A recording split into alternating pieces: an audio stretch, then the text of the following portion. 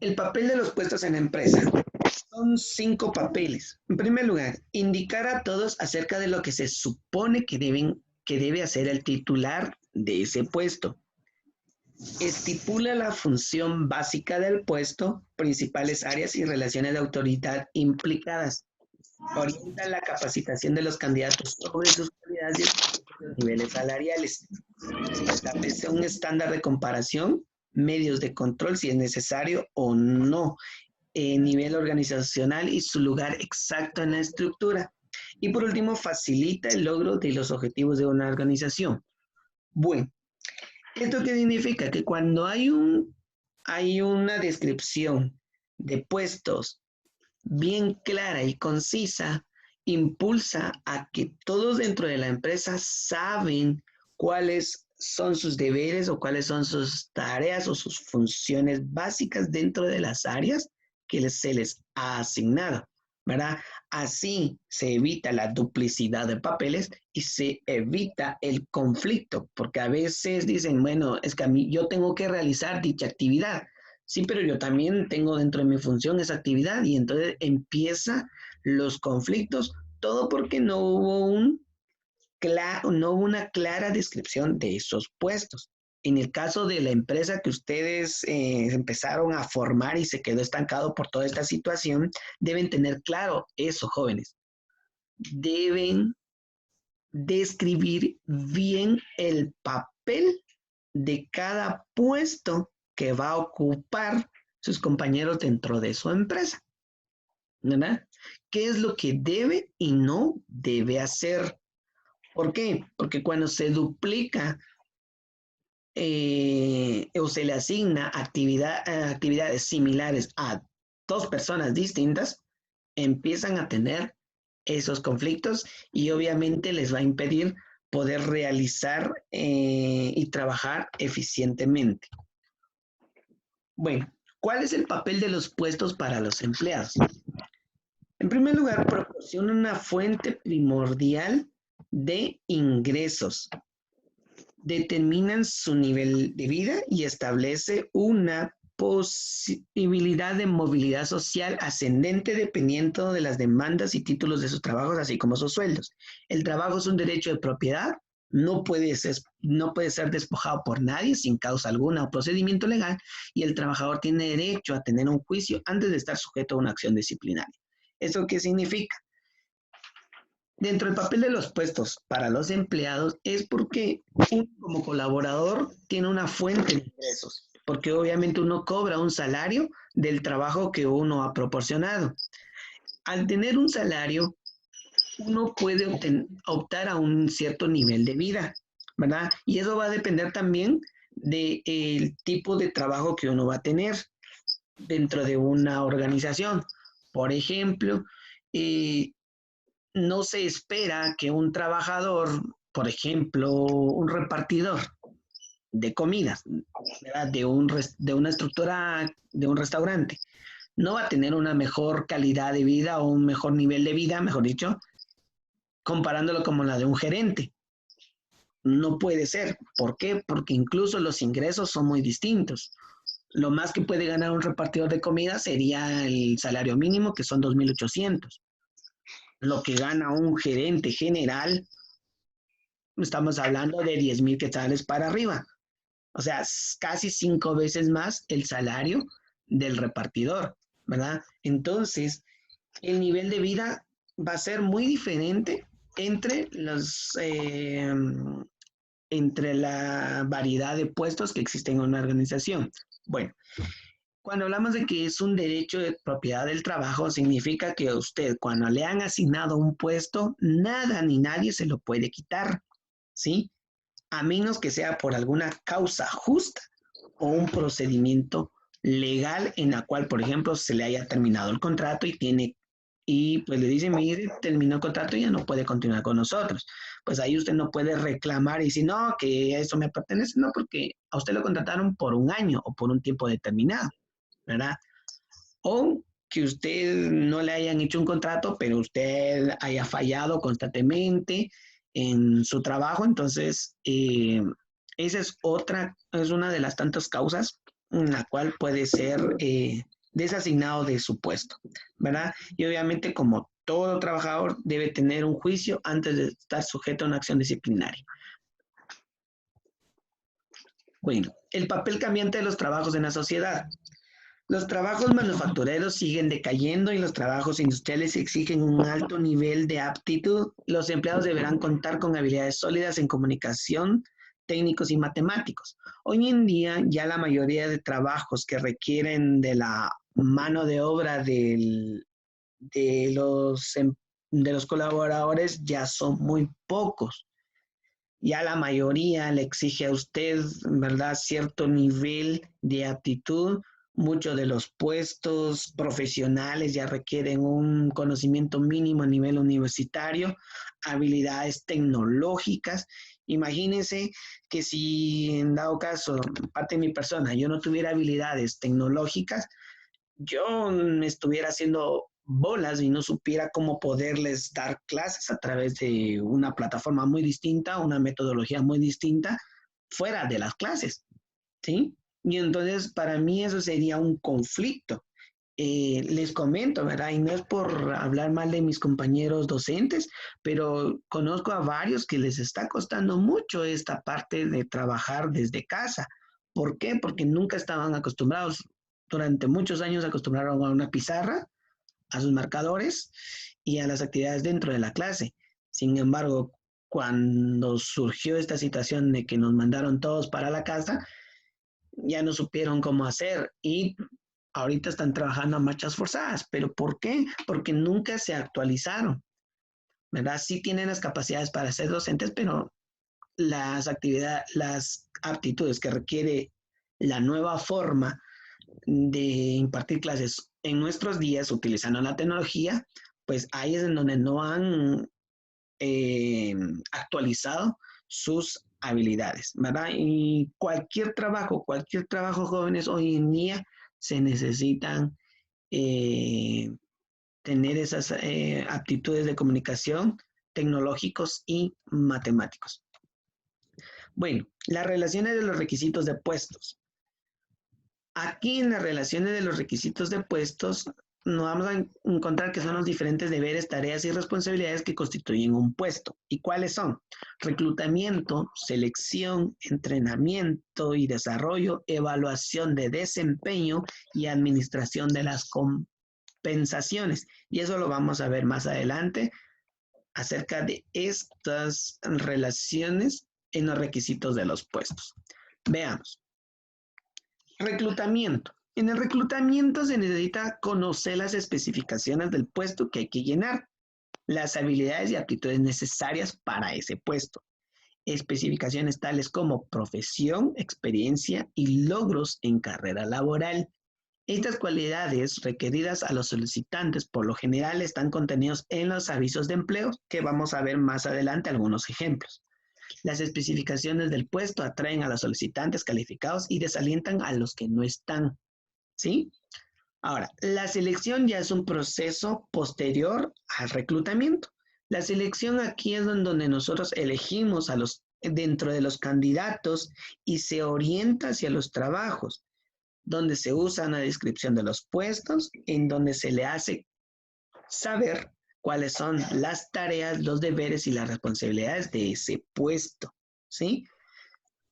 Para que ese puesto sea idóneo debe tener una relación específica del puesto particular con las cualidades del candidato. Veamos este aviso de trabajo. Eso lo tomé de una página de los clasificados de prensa libre que tiene su página web en la red. Dice, aquí hablan acerca de ¿cómo se llama este? De un asesor de ventas.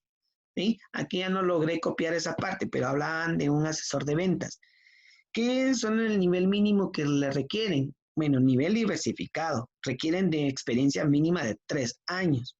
Una edad comprendida entre los 25 a los 35 años. Bueno, el estado civil pues no tiene preferente, ¿verdad? Profesión o oficio. Mínimo, un título a nivel diversificado. ¿En dónde se localiza el puesto de trabajo? Pues en la zona 9 de Guatemala. Y aquí habla de la descripción de la oferta de trabajo. Dice que debe tener pasión por las ventas, título a nivel diversificado, experiencia de 3 años en ventas, motocicleta propia y licencia vigente, ¿sí? Edad entre 20 y 55 años, ruta de ventas entre la zona 9, 19, 13, 14 y 15, disponibilidad, ambiente agradable de trabajo, salario mensual de 3.100 más 800 por depreciación y combustible de su vehículo, obviamente. 5% de comisiones de ventas, horario de lunes a viernes de 7 a 4 de la tarde, sábados de 7 de la mañana a 12 de mediodía, y todo aquel interesado envía su currículum con fotografía reciente a ese correo que enviaron ahí y hacer referencia al puesto que está aplicando. Si se dan cuenta más abajo, habla de las funciones principales y las responsabilidades que tiene ese puesto de trabajo, ¿verdad? A eso nos referimos, chicos, con la parte del reclutamiento, la parte de las especificaciones del puesto para atraer a los solicitantes o desalentar. Por ejemplo, en este que podemos ver acá, los que no tienen moto no van a poder mandar su papelería, porque ahí dice que debe tener propia motocicleta propia y debe tener licencia, ¿verdad? Entonces, aquello que no lo pueda tener, no va a poder mandar su currículum vitae. Pero supongamos que tiene motocicleta propia, pero el pobre solo sacó tercero básico. Tampoco lo va a poder mandar porque aquí requieren un nivel mínimo de diversificado. Veamos este otro ejemplo, ¿verdad? El título o el puesto de trabajo es asesoría en reclutamiento y selección. Aquí dice que somos asesores dinámicos, especialistas en reclutamiento y selección de personal, brindamos soluciones integrales y toda la descripción, ¿verdad? La empresa dice que se encuentra en Guatemala y contiene de 1 a 10 trabajadores. Aquí habla de los detalles de la oferta. Fue publicada el 16 de abril, o sea que hace ayer fue publicada. El salario dice que está por arriba de los $6,000. $6,000 ahorita caen como anillo al dedo. Localización en Guatemala. La jornada dice que es a tiempo completo. Y el tipo de contrato es un contrato por tiempo indefinido. O sea, que si la persona hace bien su trabajo, va a tener ese puesto para largo tiempo, ¿verdad? La descripción dice que sea responsable de la búsqueda de proveedores, negociación, compra de repuestos, insumos, a fin de garantizar las existencias necesarias para la operación de la empresa en base a políticas establecidas y estándares de calidad y ahorro. Requisitos: estudio en administración de empresas, ingeniería, comercio internacional o afín, 3 años de experiencia en compras, dominio intermedio del idioma inglés, manejo de Microsoft Office, Evalua y SAP, deseable. O sea, que ahí sí o sí lo tiene que tener, aunque digan que es deseable o con una opción, está bueno, no lo tenga. Van a priorizar a las personas que sí manejen todos esos programas que ahí se solicitan. Disponibilidad de elaborar de lunes a viernes de 8 de la mañana a 6 de la tarde, flexibilidad de horario para viajar eventualmente a planta ubicada en la costa sur, persona organizada y con habilidad de negociación y vehículo propio. Importante, ¿verdad? Entonces veamos. Aquí en los avisos de trabajo se describen muy bien cuáles son los requisitos, cuáles son lo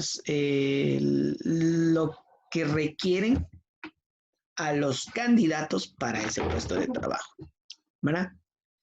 Veamos aquí este otro, ¿sí? Bueno, esta es la continuación de este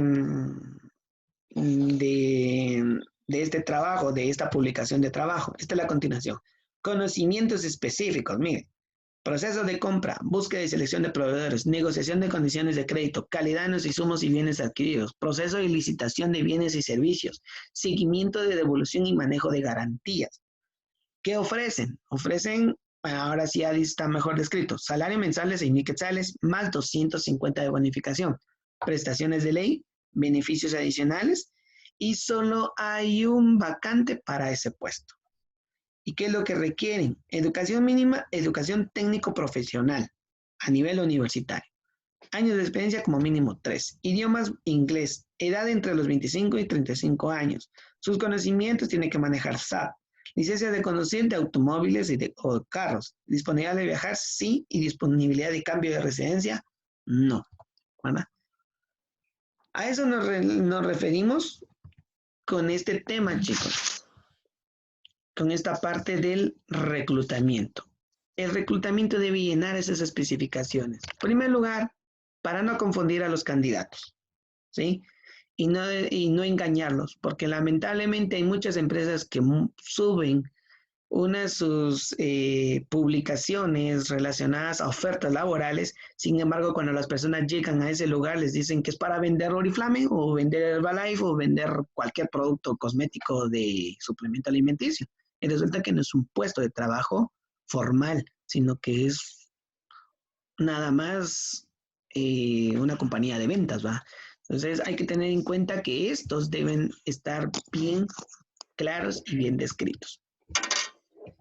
Pasamos a lo siguiente y vamos a avanzar un poquito más rápido. Las relaciones de los requisitos del puesto. En primer lugar, en tercer lugar, mejor dicho, porque hablamos del reclutamiento y la selección. Cuando ya hemos reclutado, ya llegaron los candidatos, ya dejaron su papelería, ya se les hizo la entrevista principal, se hizo la selección, se eligió a 1, 2 o 3 candidatos, dependiendo de cuánto personal necesite ese puesto de trabajo, ¿verdad? Empieza lo que se le llama el entrenamiento y desarrollo. El entrenamiento se presenta al momento de alguna discrepancia entre el conocimiento, aptitudes y habilidades del empleado. Puede tener muy bien sus conocimientos, sabe de qué trata el trabajo, pero recuerden que toda empresa tiene un criterio muy distinto, entonces se tiene que capacitar, se tiene que entrenar en el área. Ahora, el desarrollo de la carrera como parte de la función de entrenamiento que se ocupa de preparar a los empleados para ascender a puestos en los que utilizará sus capacidades.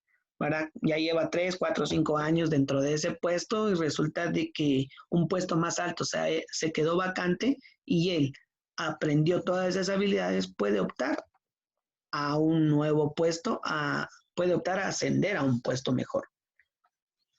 La evaluación del desempeño. Bueno, los requisitos contenidos en la descripción de un puesto constituyen los criterios para evaluar el desempeño de la persona que tiene dicho puesto. Los resultados de la evaluación del desempeño revelan que algunos de los requisitos establecidos para un puesto no son completamente válidos y estos criterios deben ser especificados y estar relacionados con el puesto.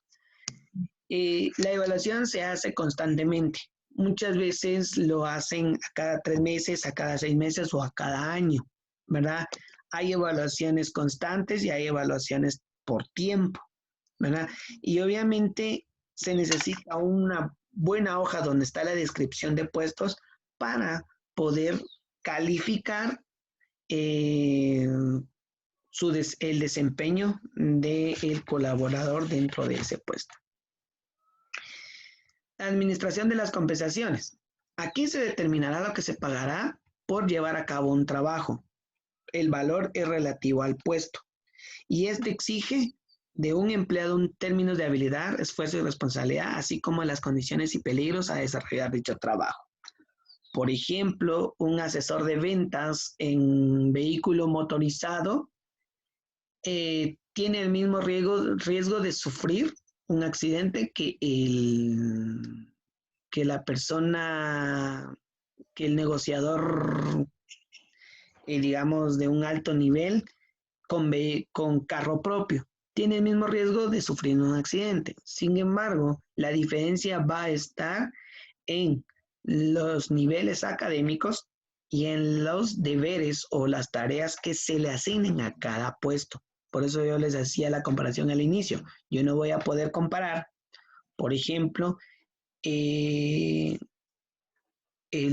salario de un cajero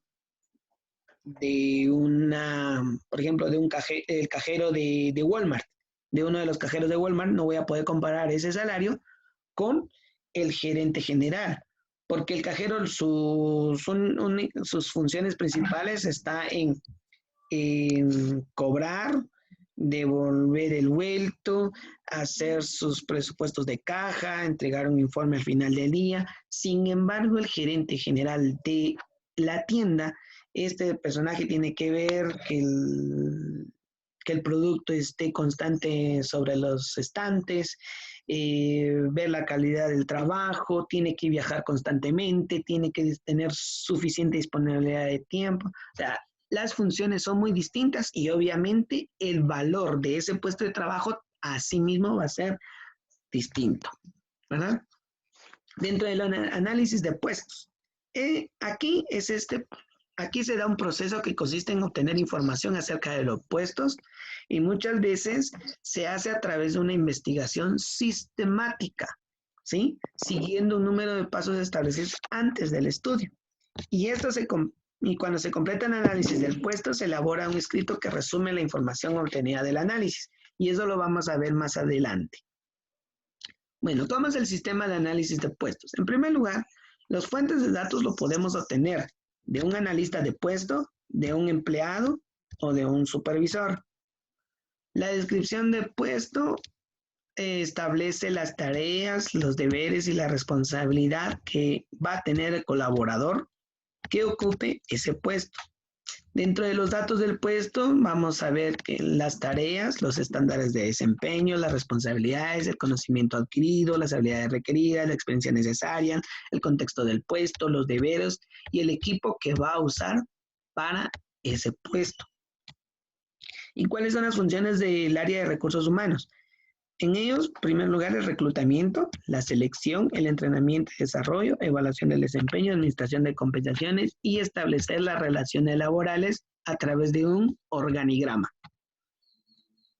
Métodos para recabar los datos para este análisis de puesto. Están las entrevistas, podemos usar entrevistas, podemos usar cuestionarios y podemos usar observaciones.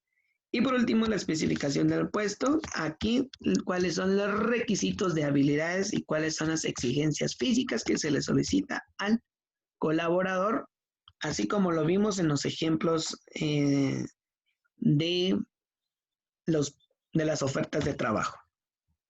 Bien, ¿cómo le vamos a hacer para recolectar esa información? Utilizamos diferentes formas o diferentes maneras para obtener esa información. Entre los métodos más comunes que encontramos son las entrevistas, cuestionarios, observación y diarios. Las entrevistas, pues aquí el analista va a preguntarle a los empleados y supervisores acerca del puesto que está revisando. En los cuestionarios son estos documentos elaborados cuidadosamente para que los empleados y supervisores los llenen en forma individual y no tenga la necesidad de que el analista esté presente. Sirve para obtener datos de las áreas de los deberes y tareas que se llevan a cabo en el puesto, el propósito del puesto, la distribución física y requisitos para realizar el trabajo. La observación, ¿verdad? Aquí se registra de forma estándar las actividades de las personas y los diarios.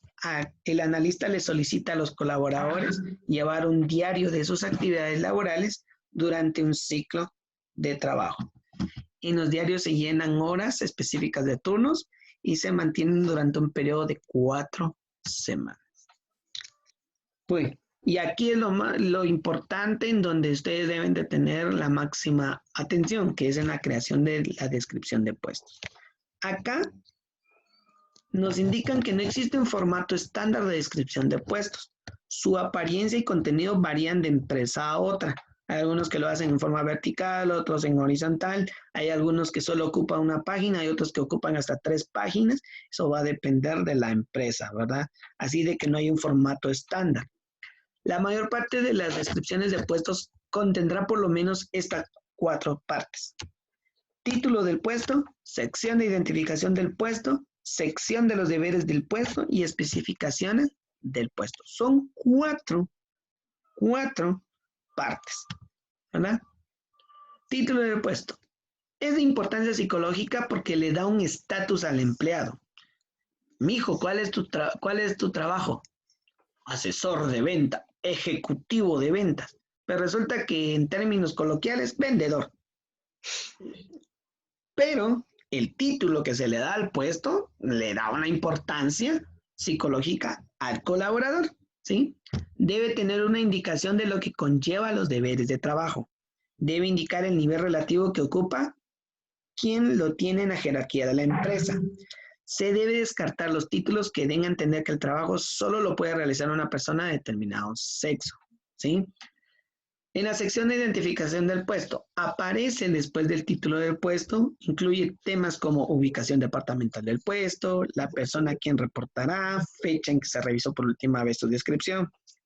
Y por último aparecerá el extremo inferior la definición del puesto y sirve para distinguir ese puesto de otros, algo que el nombre del puesto tal vez no logre, ¿sí? Ejecutivo de ventas, bueno, pero ¿qué es un ejecutivo de ventas?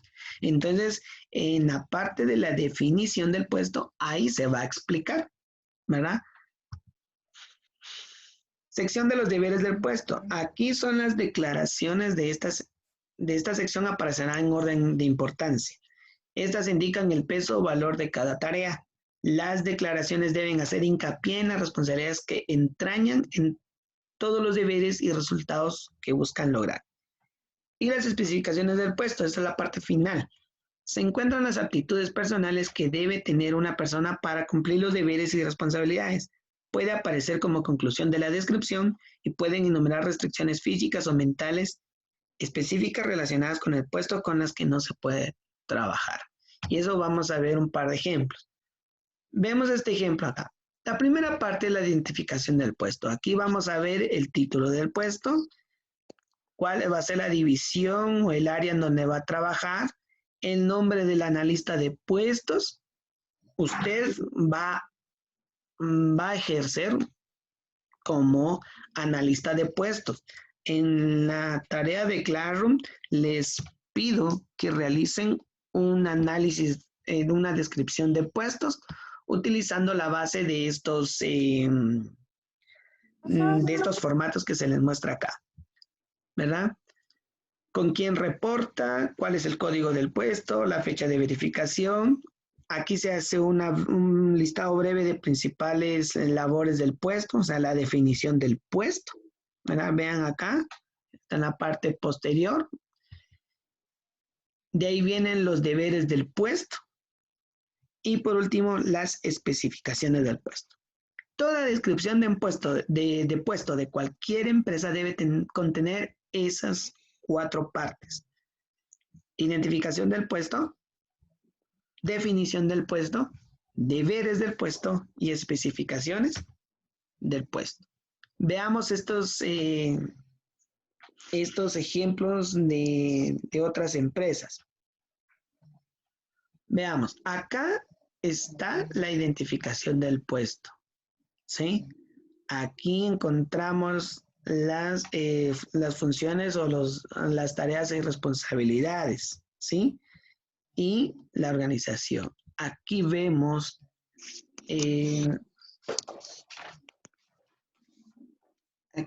la identificación del puesto, la definición del puesto. Aquí están la identificación porque aquí están sus datos. Aquí está la definición del puesto, los deberes y responsabilidades y las especificaciones del puesto. Aquí están las especificaciones del puesto y aquí incluso podemos encontrar otras especificaciones y cuáles son las relaciones del puesto con otras áreas, ¿verdad? El más completo de entre estos dos es este que estoy señalando, la descripción de puestos, ¿verdad? Es el más completo porque se logra observar de mejor manera el nombre del puesto, su objetivo, los datos generales, las relaciones. Pueden tener más partes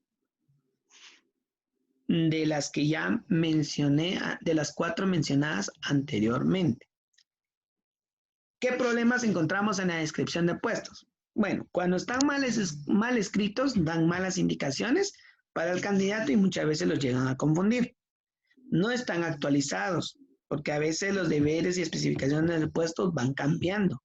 A veces las labores descritas en términos vagos y no son específicos, y muchas veces limitan el alcance de las actividades del empleado.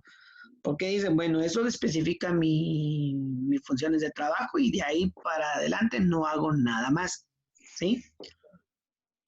Aquí podemos ver un ejemplo así bastante vago. Miren, la descripción del puesto, pues no me, aquí todo está en una oración completa y no puedo observar específicamente de manera enumerada cuál es la descripción.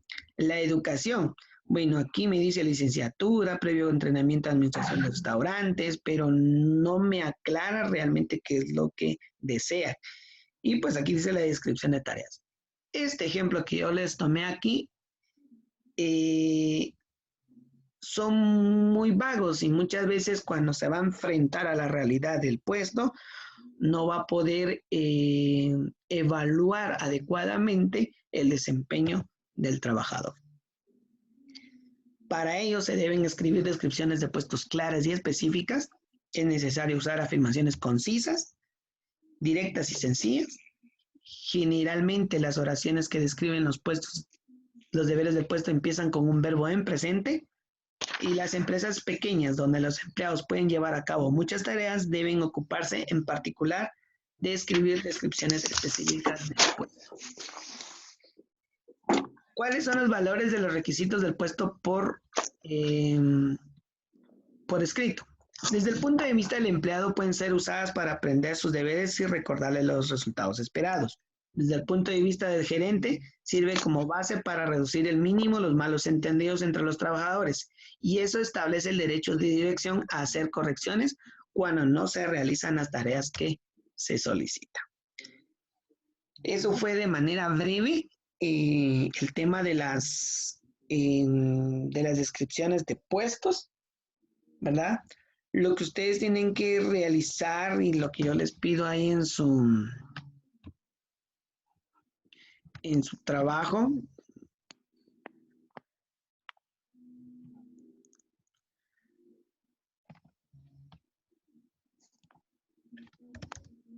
y yo no sé si han logrado entrar a Classroom y ver qué es la actividad que les estoy solicitando o todavía no.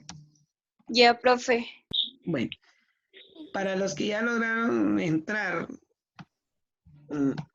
ahí les estoy pidiendo la descripción y análisis de puestos.